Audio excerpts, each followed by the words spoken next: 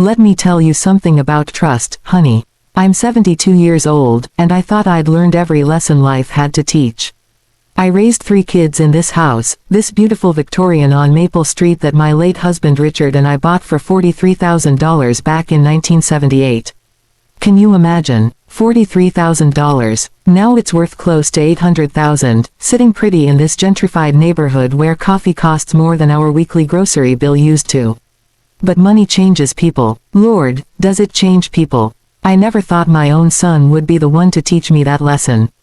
It was a Tuesday in February, I remember, because I'd just made my famous potato soup, the one Richard always said could cure anything from a cold to a broken heart. The wind was howling outside, rattling the old windows I'd been meaning to replace, and I was settled in my recliner with my knitting, halfway through a scarf for my granddaughter Emma's birthday. My son Derek had stopped by earlier that afternoon. That wasn't unusual, he lived just 20 minutes away in one of those modern condos with all glass and no character. He'd been coming around more often lately, which I'd chalked up to him finally appreciating his old mom. 50 years old and finally growing up, I'd thought with a chuckle. Mom, you taking your vitamins? He'd asked, setting down a cup of tea he'd made for me. Chamomile, my favorite, every single day, sweetheart. You know me, I got you some new ones. Better quality. The ones you're taking are basically sugar pills. He'd placed a new bottle on the side table. Start these tonight, okay? Doctor recommended. I'd smiled at him, touched by his concern.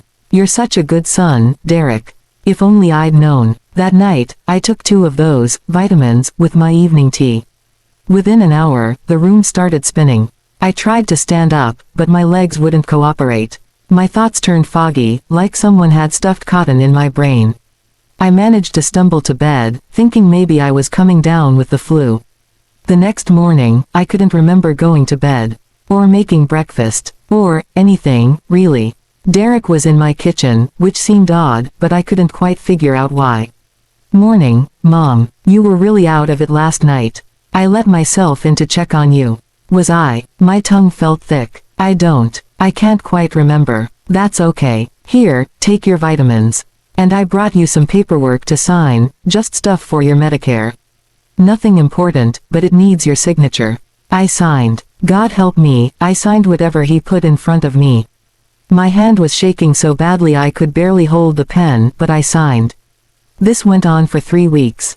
3 weeks of fog, confusion, and signing papers I couldn't focus on.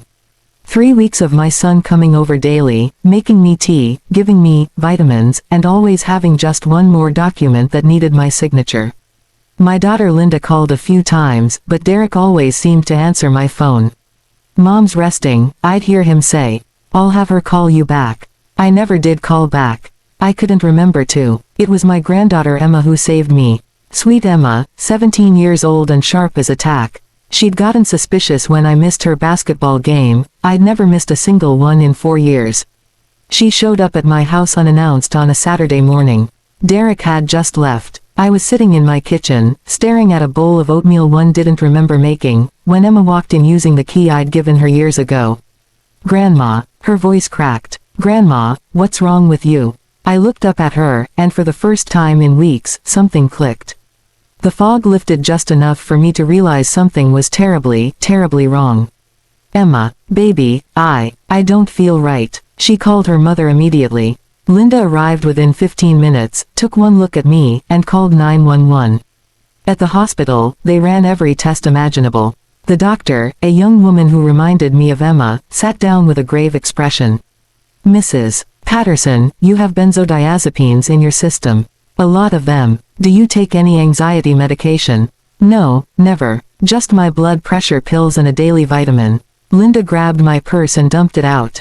Among my belongings was the vitamin bottle Derek had given me. The bottle that wasn't vitamins at all. The police got involved. And here's where my story takes a turn that still makes my blood run cold.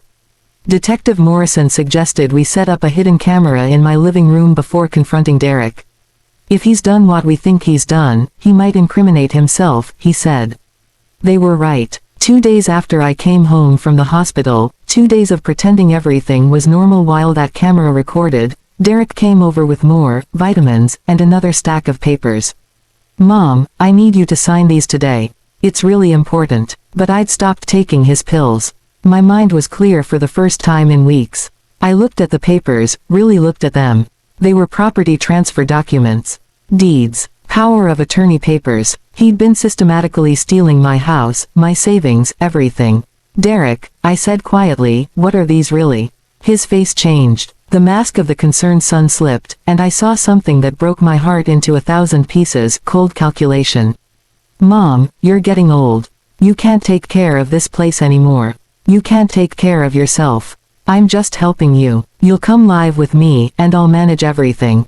It's for the best. By drugging me, by stealing from me." He laughed. Actually laughed. "You're paranoid. This is exactly why you need help. You're losing it." What Derek didn't know was that Emma was upstairs, listening to every word. What he didn't know was that the camera caught everything. What he didn't know was that his own mother's heart could break and harden simultaneously. The police arrested him that evening. The prosecutor said they had one of the strongest cases of elder abuse and fraud she'd ever seen. All those papers I'd signed while drugged. Invalid. The camera footage showed him admitting to everything. My daughter Linda moved in with me for a few months while I recovered, both physically and emotionally. Emma visited every day after school, doing her homework at my kitchen table like she used to when she was little. My younger son Michael flew in from Oregon and didn't leave my side for 2 weeks. But here's the thing that haunts me, even now, 6 months later, I keep wondering what I missed. What signs did I ignore? Derek had always been a bit materialistic, a bit focused on money, but my son, the boy I'd rocked to sleep, taught to ride a bike, helped with homework. How did that little boy become someone who could drug his own mother? The trial starts next month. My lawyer says I'll have to testify. I'll have to sit in that courtroom and tell everyone how my own son tried to steal everything from me, how he was willing to destroy my mind to get his hands on a house and some money. But you want to know the worst part? The absolute worst part. Last week, I got a letter. From Derek. From jail. I haven't opened it yet. It's sitting on my kitchen table right now, next to the very spot where he used to put those poisoned vitamins. Linda says I should throw it away. Emma says I should burn it. Michael says the choice is mine. I've picked it up a dozen times. I've held it up to the light, as if I could see through the envelope and know what it says without having to read his words. Is it an apology, a confession, or is it another manipulation, another attempt to make me doubt what I know to be true? See, that's the thing about betrayal from someone you love, it doesn't just break your heart once. It keeps breaking it, over and over, every time you remember, every time you think about what was and what could have been. Tomorrow, I'm going to open that letter. I've decided, Emma's going to be here with me when I do. Whatever it says, whatever he's written, I need to know. I need to close this chapter, even if I don't like how the story ends. But tonight, I'm sitting in my kitchen, in my house, my house that I'm keeping, thank you very much, and I'm making potato soup. The recipe Richard loved, the one I thought could cure anything.